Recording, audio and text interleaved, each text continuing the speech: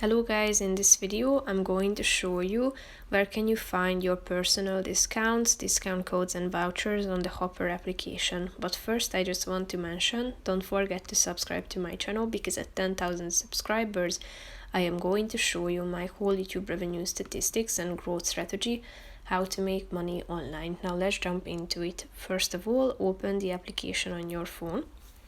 After that, you should click on this home button down below in the left side corner of the screen. Then go to the top and click on this coin and your currency button at the top of the screen.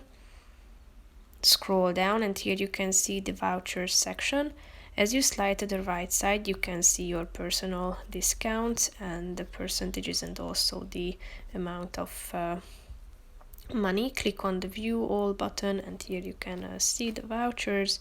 If you would like to activate any of these, just click on the relevant one, tap on the explore button, and in this case you will get 10% off your hotel booking. So basically that's it for this video guys. See you in the next one. Bye bye.